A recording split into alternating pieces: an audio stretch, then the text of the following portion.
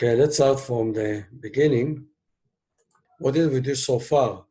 I said we started with the installation, then after that we studied databases, then we studied Python, and then now we got to Django. Within Django, we started with the meaning of the framework, how is the framework works, and then we started the models, which is the way we create tables in the database using Django, meaning using Python, because Django is written in Python.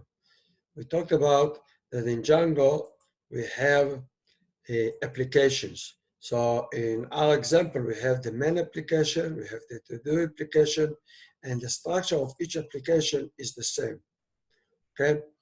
Last time, we talked about the models file, in which we define the tables for the main, and also we have a models for to-do, and each one of the application has its own set of tables. By the way, all of them are being created within the same database, okay? So when we looked at the item, we defined two columns or fields, and in fact, when I don't define the primary key, it's automatically being created by Django. Meaning, in the definition of item, we in fact have three columns. We have the ID, which is the primary key, which automatically being created by Django. And then we have text field, okay, which means you can write as much as you want as a text, like a whole array, a whole essay. And here by saying blank false and null false means that you must put a data in this field. Otherwise, the database would complain, you get an error. Second, we put a column for when we posted that row, and it will keep it automatically, will fill it up because we put here auto now. Auto now means, please put what is the date at the moment we entered that row into the table.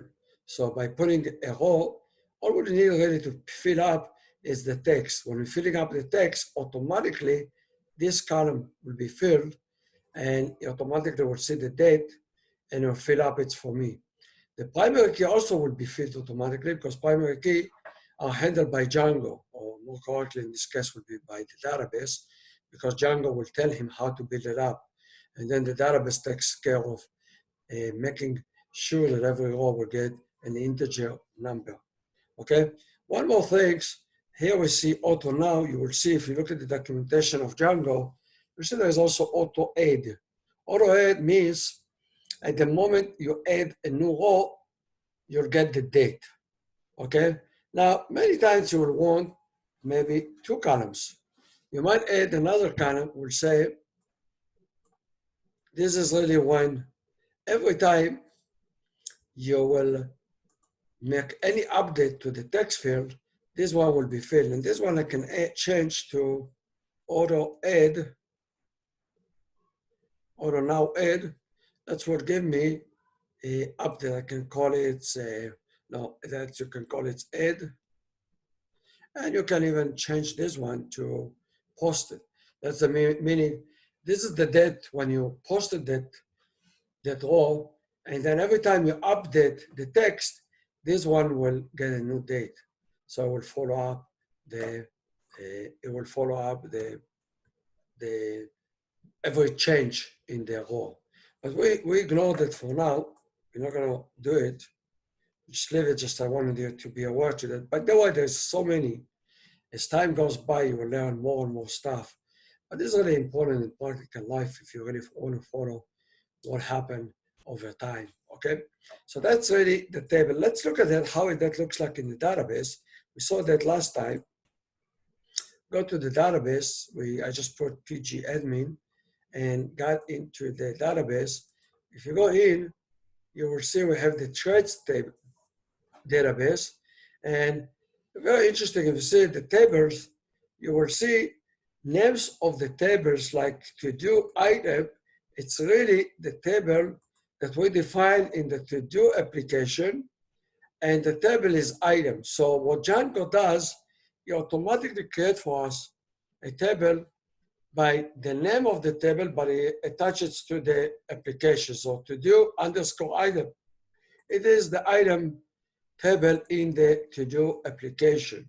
That's the way it works. So when you're defining something here, it will keep it with that name. It won't keep it as item, it will keep it to-do underscore item. Some things, if you go to the main, we saw it last time, we have, for example, the user profile. So I will have a table called user profile in the main application. So if I go back to the database, I can find a main. I will probably find here a main. Here we go. And you will have, here we go, you'll have user profile. You see that? So this one is a table. We define it in the main application. And the name of the table is user profile. If you click here, you can see which columns. If you right click, you can even see the information. Usually you won't do it really, but it's good for instructions purposes. We do have only one user, okay, because we only put the, if you recall, when we created this application, we downloaded the stuff from the GitHub, and then we created a super user. So we already have only this super user here. We didn't put any new users. We'll do it in a minute, and that's really the topic of today. But we really want to move on now. Now that we know the structure, the way Django kind of a little bit, we don't really, not yet there. We talked about how to make a table, not fully, but enough. And we'll dive into that more as we go along. But it's a good time now to try to see the other aspect, the logical layer. Now, and then we will go over the whole framework one more time, and that will be really a big jump. And next time, we'll go over it one more time, emphasizing things that I jumped over them so far. The reason I jumped is not because I thought it's to jump, because it's too much information, and it's really nice to go step by step and see the whole picture, okay? So here we go. Now we know that we have a to-do table in the to-do application. We have user profile table in the main table. There's a lot of things. This is a little more advanced topic. I usually don't use it. I just put it here for instructions purposes. It's basically creating a table called global user. And in fact, somebody in Django have defined a user, or what we call abstract user, meaning it's a class that Django don't create any table for this one, but it does create a table, global user, based on the definition of this table. So somebody have defined abstract user. Oh, my mistake. Okay. In fact, if you do Control B, it will take you to the definition of it. And you will see it's quite a big definition. This is a really nice table defined here, okay? And you can even see that it's even inherited from another. And we won't get to that. This is a little more advanced. It's when we're inheriting from two classes here, okay? That's what we call mix-in. It will allow the permissions for that user, blah, blah, blah. That's not the time to get into it. The only thing is you can see it's a class that was defined by the people that have written Django. And in fact, this module, it's given by Django. When we install Django, we install that file. So we're not going to dive into it right now. We just say, well, we got that definition from somebody. We inherit from it. If we inherit from it, global user has everything that we have in the user. When we write pass means, we're not going to change it. We leave it as it is. So if you go back to, when you go back to the admin, PG admin, and we go and look for a table called global user, you see in the main, we define global user. And you do right click, there is a table like that. And who defined all the columns and everything? It's really done by Django. And this table has an ID. That's the ID of the user. This is really his password encrypted. Everything is encrypted. Then we have last login. By the way, he's skipping every time somebody logs in, it keeps the date. This is, by the way, most likely to define that field, this column, as auto now add, auto true. And that means every time I log in, it will update the date. So I will know what time, what date you logged in again, okay? Then it has several fields. Is it a super user, a username, a lot of things, like if I put a full name, last name, first name, last name, email, those are, is it a staff member, blah, blah, blah. So this is, but I did not define it. It's somebody in Django have defined it. In other words, the definition of the table was done here. Since I inherited from it, it created a table in the main applications. And that's why we see it here, because it's defined in the main. So this is a table, global user, and it's a main, in the main applications, okay? Another thing if we want to see, okay, I'll skip the other ones. Those ones is created automatically. I won't get into that. That's important. Another thing that is important is the user profile. Main user profile. That's very important. When you study databases, we studied a link called one-to-one. And here we have a good example. In the user profile, we define it to inherit from the model. This one, I will go over that in a second. I'll come back to that. But I inherit from the model. Then the user profile, I define a column called user, and I define that field to be one to field that goes to global user. Global user, in fact, it is table. In this table, we have a row for every user.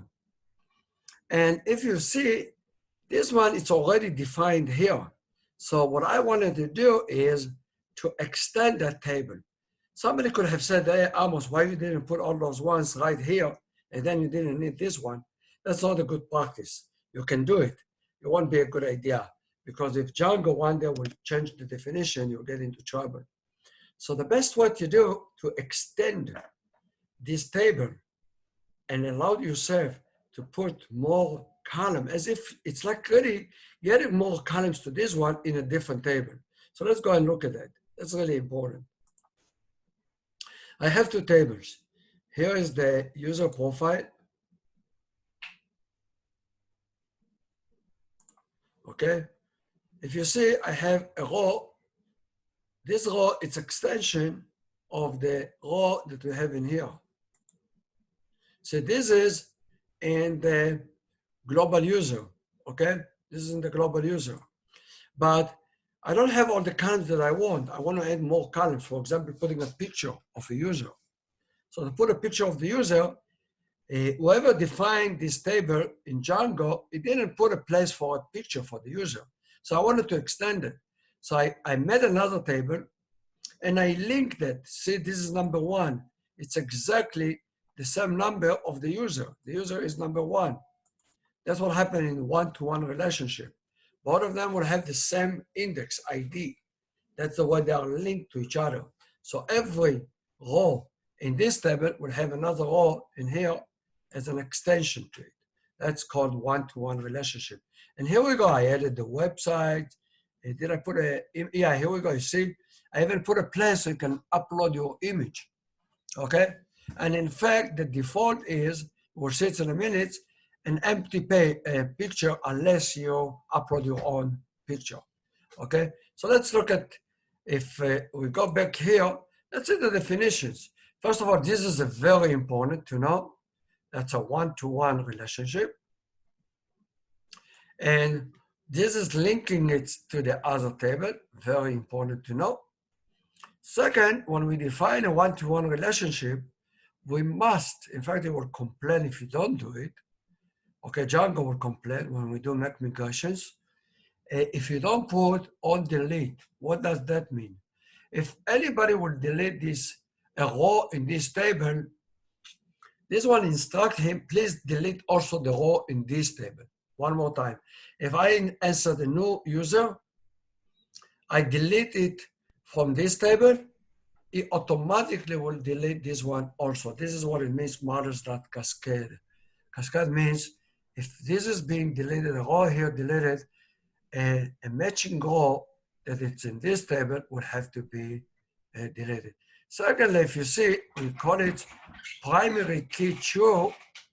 It means this will be a primary key also for this table. So you don't have to add another column.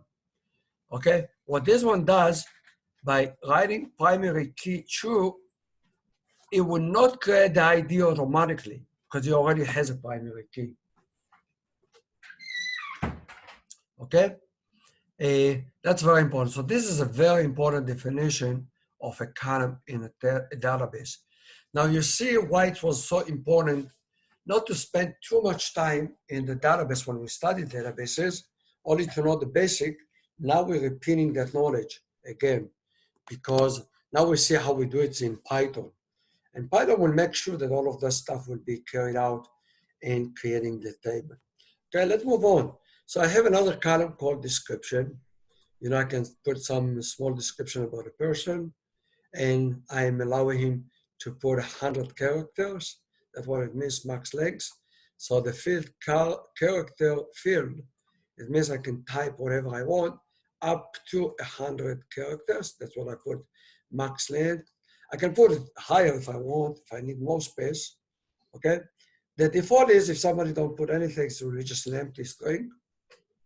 And when I write blank true, that means if somebody doesn't put anything, it will not complain, okay? Some things we're putting in other stuff. What is the city that you live, country, website if you have. And by the way, you see, this is really interesting. You can put a default.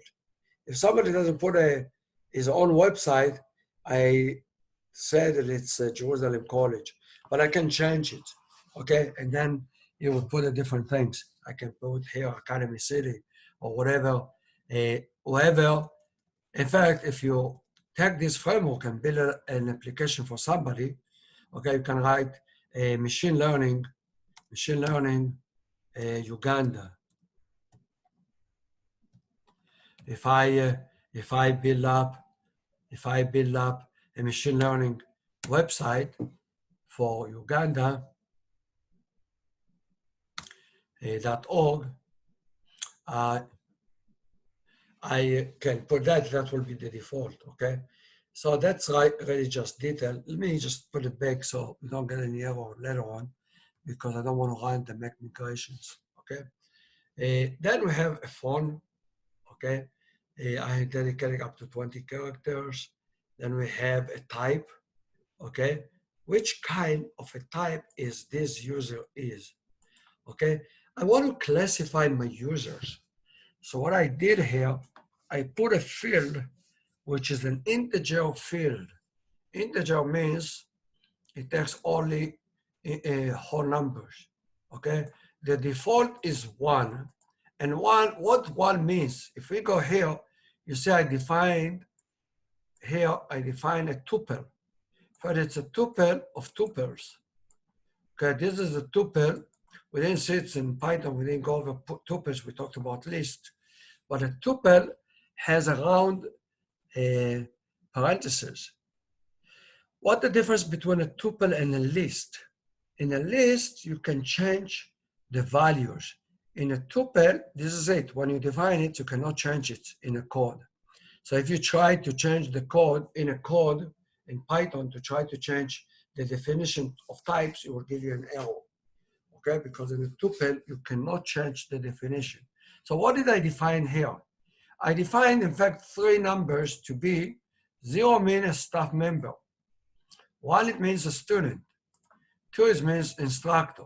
So when I'm plugging here a 0, if I don't, the default would be 1, that means it's a student. But you can plug in other numbers. You can put a 0 or 2, and that's why you put a choices. Choices means a person that wants to put a type here, you cannot put something else than 0, 1, or 2. You cannot put any other numbers.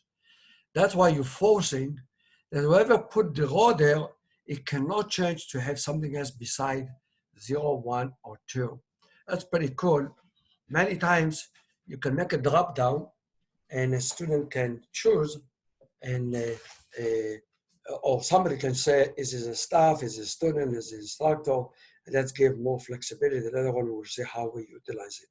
But for now, at least, we define a column that takes only integers, and that column only can give you to put in one of those 3. By the way, you can add another one.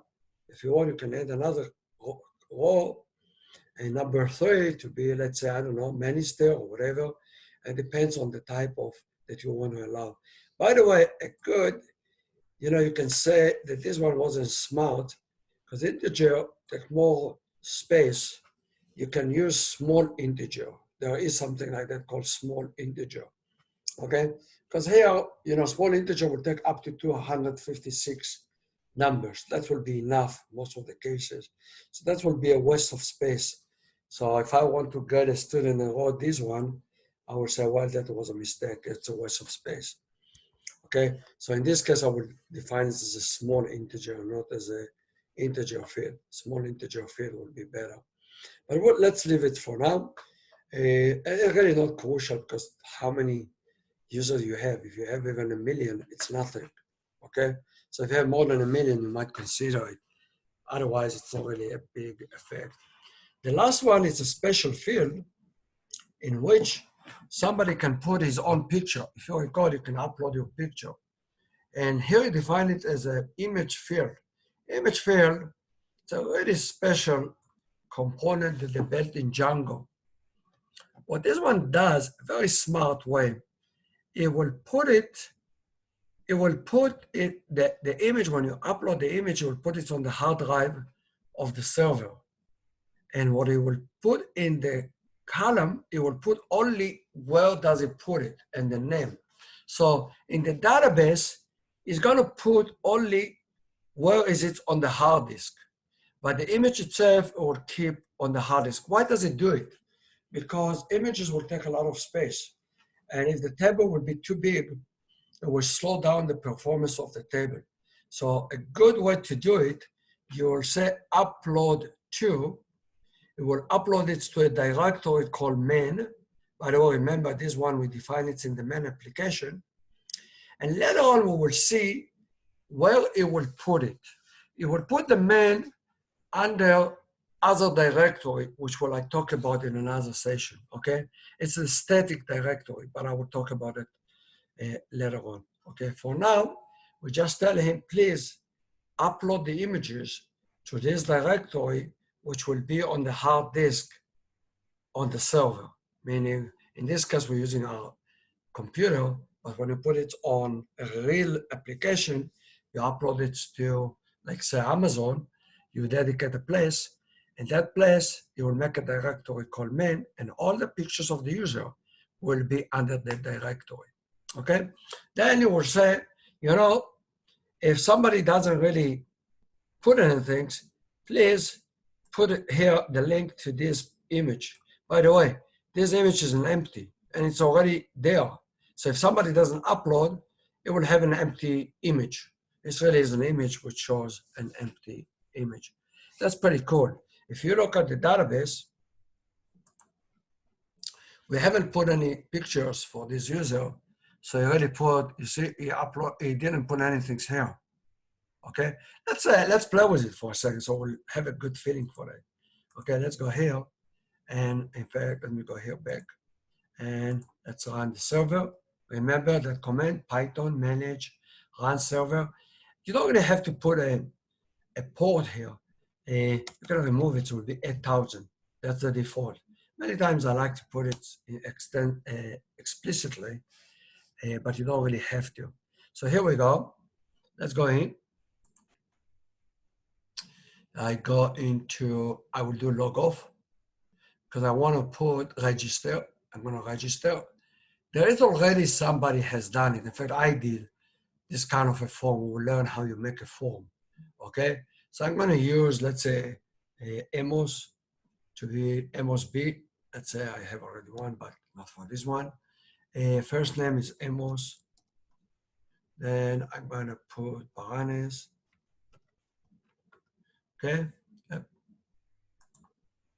Baranes. This is my email, my password. I'll put just my password. Fair enough. Put it again. And submit. Let's see what happened behind the scene. Let's go back to the tables. Let's see what really happened. First of all, let's go to the table, the user table. Let's refresh it. And we have another row, you see?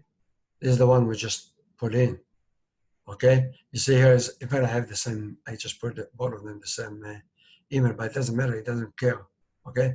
And my staff now, when somebody registers, it doesn't really put anything, but what it did really is that joined, you see, put the date automatically, because we told him put the date automatically. Okay, this is the way whoever define it in Django, those are the fields that they put in, okay? Let's go and look at the other table that we did one-to-one. Here we're supposed to have another row, and we do. And if you see here, I don't have any image, okay? If I don't have any image, it put the default, okay? Type, which type of a user it is a student, so you put the default. Which website, it's also, you put the default. So basically, you just put the default when I register. Let's go back to the application, okay? Let's say on the left, I think we have, where did I put it? Explore home, where did I put that? You can register, did I remove it? I think I removed it. Contact, about, I think I removed it.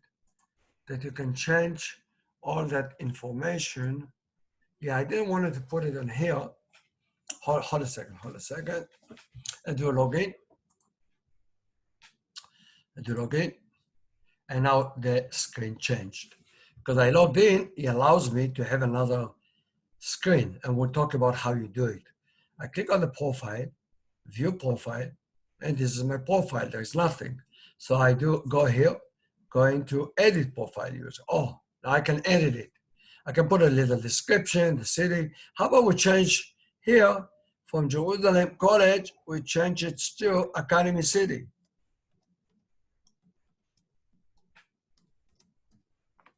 Fair enough? I can put my telephone, you know, let's put 972, okay? And I'm not a student, I'm an instructor. And I can choose an image. Let's see if I can find one. It will open up my screen. Let's go into my C drive. Let's see if I can find a picture here. Personal, I should have one here.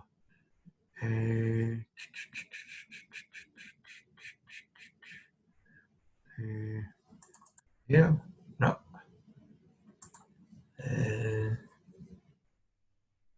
Here we go, maybe this one. Actually, I think this is an image. Okay, I change the image, I do submit. Fair enough, I see my image. Okay, that's pretty cool. Now let's see what happened in the database. Let's go here and refresh it.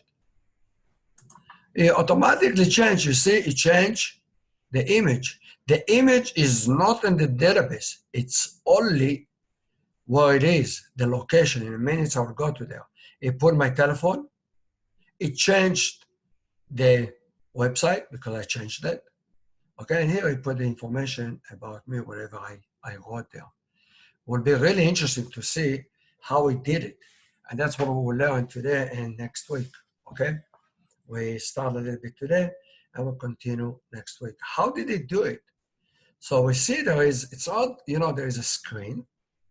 We basically went to, we can go into edit when this is a special screen and I can upload it. By the way, this is what I uploaded. I can change it. I change stuff here, it changed. When I click submit, from this screen, it goes to the logical layer, and from the logical layer, it tells him, put that information, update that record in the database, and he did it, okay? So next time when I go back to this page, it will show me the updated information. So how does it do it? And that's what we'll do today, okay? We're in the rest of the sessions today. Before we continue, I would like to spend a second. Why did he put a picture? Okay, this is the definition of the table. By the way, one more thing, sorry. This one a little advanced, I will go over that later on. It does the special things in the coordinations between the two tables. I said this is a link of one-to-one. When I enter data here, it will open another row here, and I will talk about it some other session. That's the role of these create profile things, and this is what it calls signaling. We'll learn it in another session. Okay, so that's for future. What I would like now to do is go and see that we have, in addition to applications in the framework, there's something called static. And under the static, you will see we have a main. And here we go. If you look at it, we should see something interesting. Hold a second. This one, we should have one more static.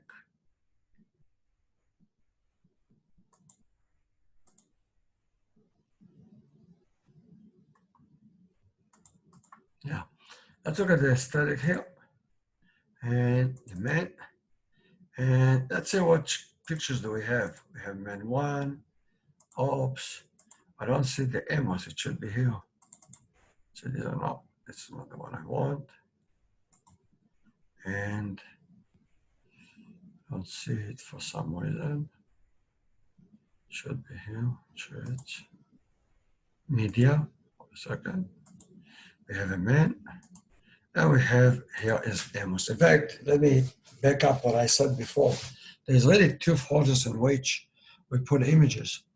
When we define it in the database, in fact, when we define man here, it's going to put it under the man here. I just defined the median. In fact, I define media also in addition to static. Later on, I will give a whole lecture just on the importance of those two and how you specify.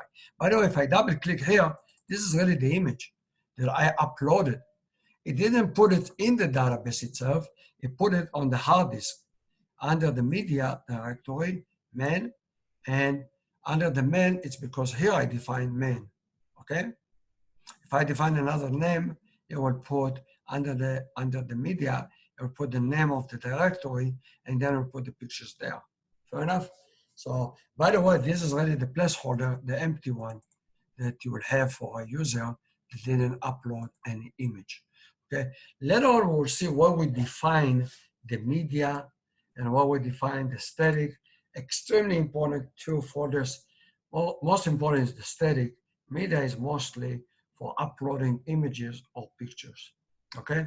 So that's one thing I wanted to emphasize. See, it automatically put the picture in the right place. I don't have to worry about it. Later on, when we want to present those pictures, we need to know how to do it. And the importance of specifying which area you put what, so important, especially in machine learning. If we go to a machine learning projects, there I even developed more than the Django does, so important to manage it in the right place. Here inside, when I created a special object in the core, under the core, we have under the utilities, I define a special object. And this special object, it's so important when you're working on something to know exactly where you put things, okay? So there is directories in which it keeps the pictures, it keeps the algorithms model, and you really need to know exactly where you put it. So a lot of those, we define them here usually, okay? You'll see projects root directory, very, very important. It tells me where is the location. And if you notice, under the static directory, you define another directory, and usually under there we'll put the data in machine learning. Okay, so knowing and being very organized, extremely important. Okay, many times the data set that we download from the internet, we'll keep it in another location. If we're analyzing, let's say we want to do analysis of images. Okay, when I show the algorithm images, and I want him to be able to tell me if it's a cat or is it a dog or is it a horse. Okay, so I run the algorithms, where do I put those images? So all of those stuff, it's very important to define nicely and organized way. All of those stuff, when we get to the machine learning, we'll learn about all those stuff and their importance. But the basic definition here, I spend usually a place, where do we put things? Moreover, this is the basic algo. Many times we will inherit from algo and we'll add to it or we will modify. Okay, very important step when you do machine learning, when you do anything. Even in the function save figure, if I do an image and I want to save it, I'm not going to save it just anywhere. That's why I have save image path. And the save image path, we usually define it here. Here we go. We define it here. Okay?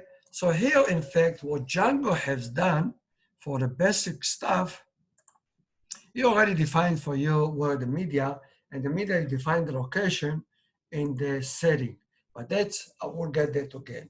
Okay, we can't really swallow so much information.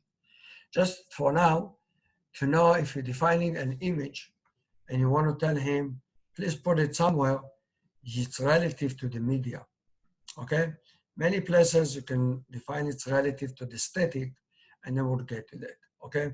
Especially CSS files in which you have formatting and all of that.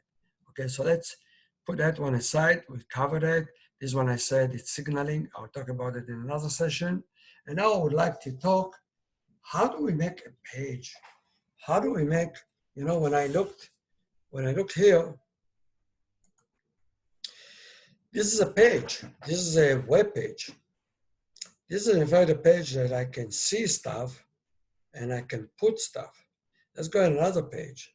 When we go into the to-do, and that's the one I want to go over now, this is a page. This page has a little picture, okay? It has place to enter data, and we already have seen it previous sessions. And we click submit. It will take the content from here, submit it to the logical layer, and we would like to see it finally. After I put it in, it will call the data from the database and recreate this page. How does it do it?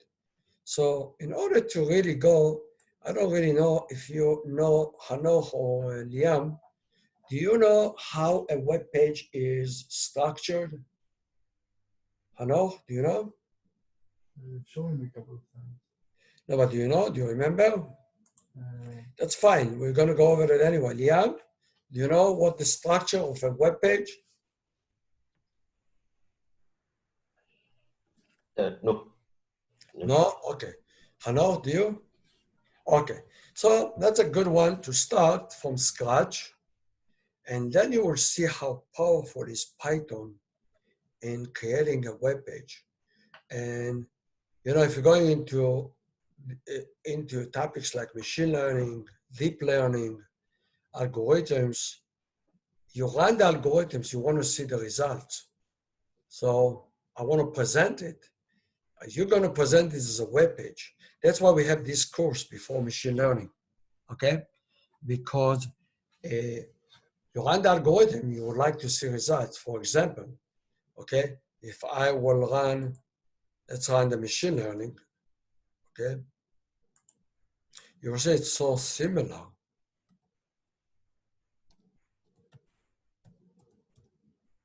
See, I ran it exactly like the other project.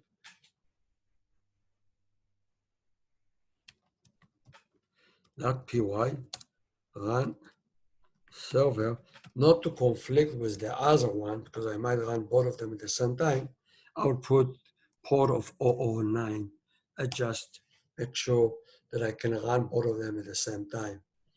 Just to see how important it's to know the structure of an applications before you dive into a course like machine learning. Because otherwise you will be handicapped in running algorithms or whatever. Okay. By the way it's running, you can tell this project was modified for machine learning because it's running also the TensorFlow libraries, and it checks which kind of a processor it has, if it's a CPU or GPU. Okay. So now when I click here, it's another application. So this is application of the threads we were using. This one application for machine learning. So if I log in, he has his own login, by the way, very similar to the one we kind of a little bit exposed. This is very similar structure. The only thing is when I click our intro to machine learning, I have a different menu. We'll learn how to design menu like that. So if I go into, okay, if I go into chapter 3 in machine learning, I get a different menu. This menu depends on which chapter I am. Oh, we would like to know how to do that. When I click on get data, what I can later mates is downloading the data from the internet. Here we go. It took him a little time because he downloaded all the data from the internet, organized them. By the way, there is 70,000 images. Okay, so here he's just showing me 10. And when we get to machine learning, we'll learn that in fact a picture is nothing but a matrix. Okay, this is a matrix. If you have a good eye, this is a number 5. Okay, I will learn that when we get there. But the key point here is really that this is a web page. The beauty here, I downloaded all the data. It downloaded all the data to my hard disk now. It shows me, by the way, if you look at this one, this is a huge matrix. This matrix is, if you see the size, it's 774, 84. It's up from a 0 up to 783. It's a huge table. I'm not going to show the whole thing. That's why I showed only the first 10 rows. And then, if you take one row here, you want to present it as a picture. If you take one row here, you break it every 28, it will be a row. So you take the first, so I think this is the one I used. If you take the first 28, you put them here. This is the first 28. Then you take the second 28, and this is the way you're breaking a row into, you take this row and you put it under, and you keep doing it until the end. And that's really, you get a matrix. So from one row here in the big, huge table that we have here, you put one after one, and then you can see already this is a number 5. By the way, a 0, it's a white, and 255 is black. And any number in between, it's gray. Depends how much gray. More intense black or lighter black. Like 29, it's very grayish, close to white. Okay? And that's why if you really paint it, you will see the number 5 nicely here. And then we will use that when we learn machine learning, how a computer can learn how to identify stuff like that. So this is just to demonstrate how important it is to know everything, really. How do I present in a web page those kind of stuff? It's very important. By the way, this is an image. By the way, this is taking this one. If you convert it, everything is 0, you put it a white, 255, it's a black, any number between it's a gray, you will get exactly this one. This is exactly the same things, okay? We want to learn how to do those because otherwise, how do we do machine learning? Here we took like many rows in the first one. For each row, we did the whole exercise. We get a picture for each row. So we took several rows here. Each number here is a row, which we converted to a matrix, and the matrix, we turn it to a picture. So we will learn how to do that. But before we can start to know how to do those stuff, we need to learn what HTML is. What is a web page? So let's start from scratch. We know nothing. I'm going to make a file in a notepad, the simplest one, okay? And I'm going to write the structure of a web page. Very important, you know that, guys. Very, very important. It's so essential for being a good computer scientist or data scientist, because this is your presentation layer. And this is when you want to present your data. So HTML, you write on the very top, you close this kind of parentheses. The very end, you will put also HTML. Please notice that in the bottom, that's called closing mark. I start with HTML, I close it with HTML. Then in the middle, there's two very important ones. One is head, same things, closing, head. And then we have a body, and as we do here, we close it. So this is very important. Why? Everything you see on the web page will be written here. This one will put links to other files, to other websites, will help us with formatting, presentations, and in addition, we might put a JavaScript code. We'll learn what it means later on. And in a more advanced course, we'll dive into JavaScript even further if we want a really robust presentation, okay? So we have those two sections. Just for demonstration purposes, I'm gonna write here Liam et Hano. And this is the first page, web page we created, okay? So I'm gonna save it.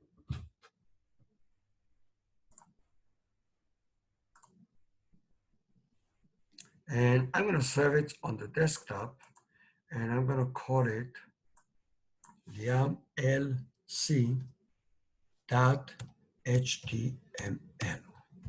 Save. Now let's find it. Here it is. See, this is the file. First of all, you automatically identify that this file is has to be opened by the browser. So if I double click on it, see the browser opens up. Here we go. It says Liam et Hanoch. So let's play with it slightly so you get a feeling. So let's put here, let's say it's a header. So I want it to be a big one, big. So we'll make the title as a title, okay? Usually we put a H1 or H2, depending on how big you want it. So I'll put H1, fair enough. So now I will save it. Let's go back to here and refresh it. See, big letters. I can put a lot of stuff. I can put an image. There's a lot of, this is a whole language called HTML in which you can put a lot of stuff. I can put underline it, okay? That's stuff you learn as time over time, okay? I want to put an underline, I'll put a U. Pay attention. I always try to be careful to always close my tag. If you don't close it, sometimes it will not complain, but it's not a good practice. Always close it. So let's save it. Fresh. See, I have underline. So you can do anything you want in a page. This is a web page. But hold a second. My web page is not on my desktop. So see what I'm going to do just for to really understand how it works. I'm going to, let's close this one. We don't need this one. We understood how it works. We're going to go here. I'm going to take this page, okay, this document, I just created it now, cut it, and put it inside someplace in our project, in the to-do. How about we do it in the to-do? That would be really good. And next week we'll continue, okay? Under the trade, the applications, we have two applications. We have the to-do. I'm gonna go into the to-do, and there is under to-do, there is some folder called templates. In fact, the page is just copied now. I just created a simple template. I'm gonna put it right there. but not really. I'm gonna put, by the way, don't ask me why now. I will explain why I made another directory under it called to do. You see, I have the application to do. Under to do, I have templates. By the way, if you look at the main, you have the same thing, templates. Every application have templates. And under that, it looks odd, but I will explain later on. It will make sense later on. I make a main, and I have a lot of templates, okay? Here, under the to-do, we have only one template, the index. So I'm gonna add that one here. I'm gonna right-click and paste. So I put it there. I'm gonna keep it there. Fair enough, this is my empty Hanoch, Liam and Hanoch template. And now, the beauty part is, versus the way that I just showed it when it was on the desktop, I just put it here, yeah? But we don't need it anymore here, okay? And we copied it inside the project. We put it in the templates. Now the question is, how do I present it?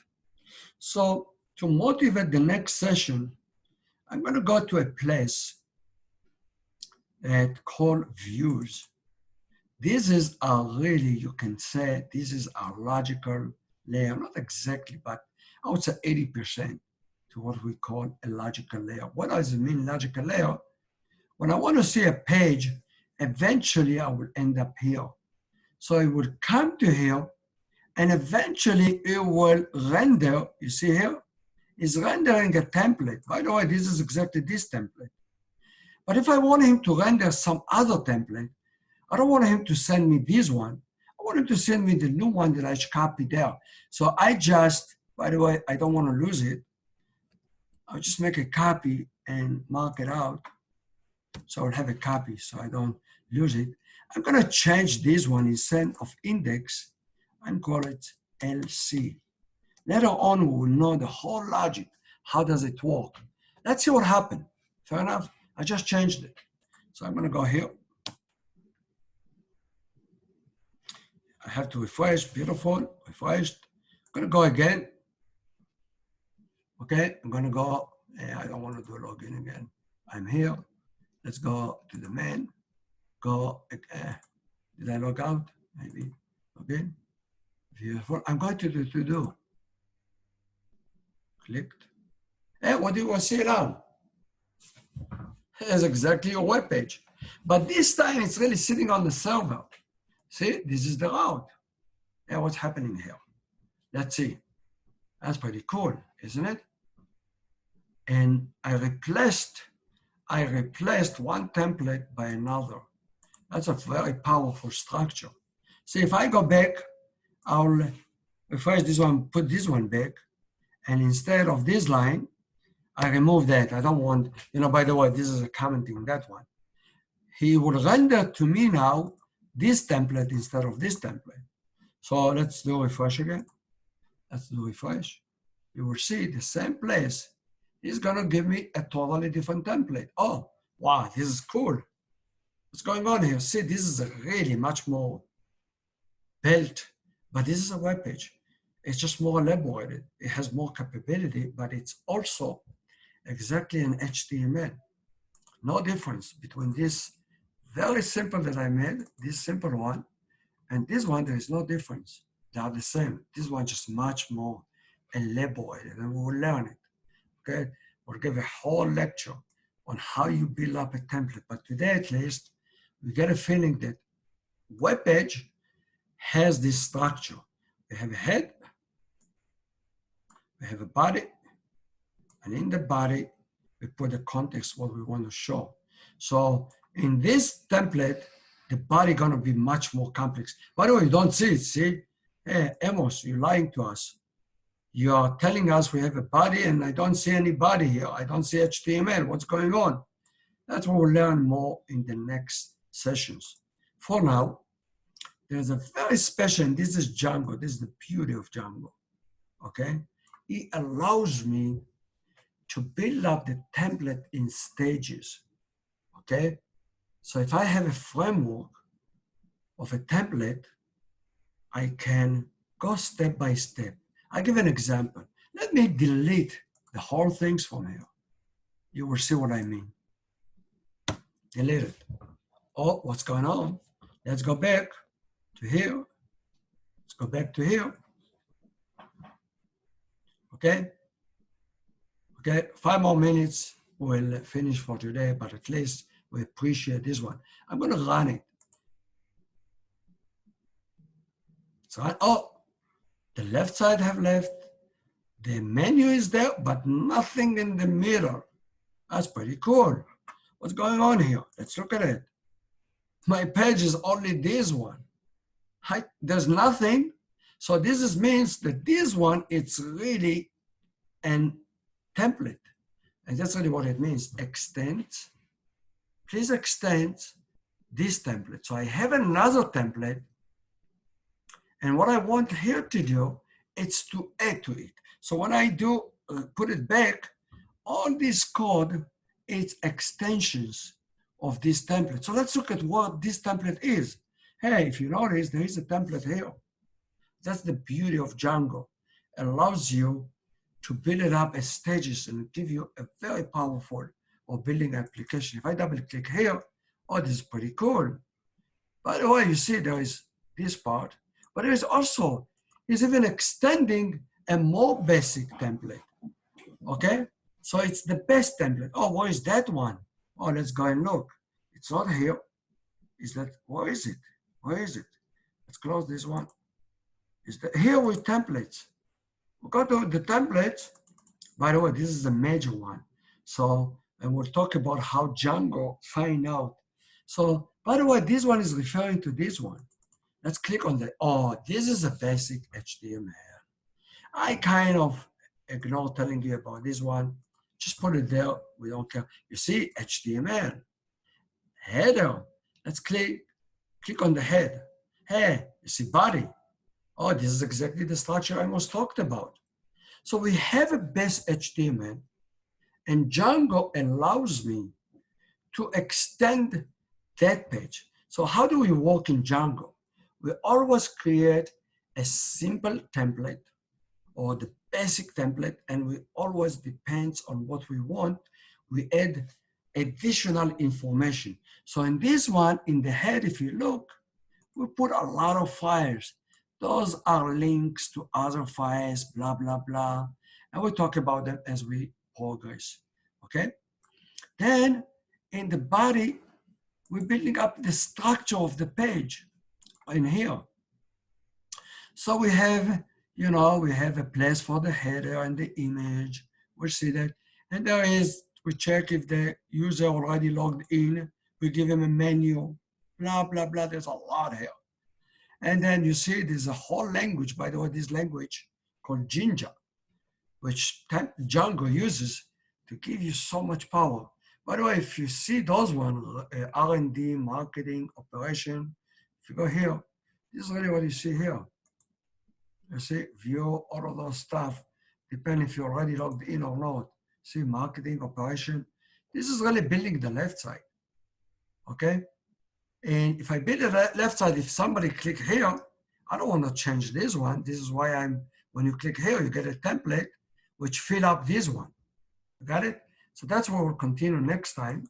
But what we learn now is that Django allows you a very extensive way of building presentation layer, which is very important to any research or any data science. And later on, when we get to machine learning, we'll talk a lot about this layer, which is the logical layer in which we do the algorithms and all of that stuff. But for now, what we do is we just see the basic stuff on, by the way, sorry, I made a mistake, I need to be here. So let's summarize what we see here, how Django is organized. Django get request to show something. That request eventually end up in the view file. It gets to this function. This function does stuff, and we'll go over that next week. And it will show me a template. That template index could be built of several layers. The index table, in fact, as we saw here, is extending another template called to do. because we usually like to put a template for every application. We have 2 applications. I always like to put one for each one of them, depends on what I want to show there. And then this one, it's made of, here it is, okay? But it's based on a basic one for the whole application.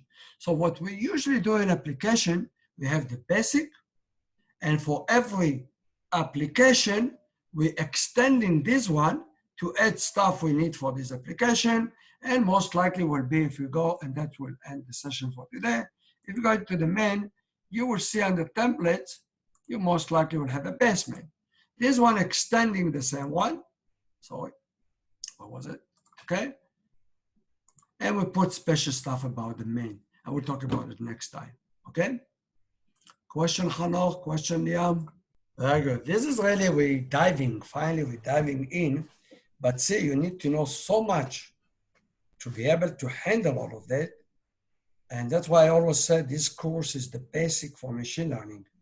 Because after you cover all this material, then you focus on the algorithms. Instead of having to commingle everything. You finish how a framework for how you build up a web application, you know how you put everything in the right place, and then you focus only on the machine learning algorithms. That's why this one comes before machine learning course. This is a prerequisite for that course. Okay, good, guys. Thank you, Hanoch. Thank you, Liam.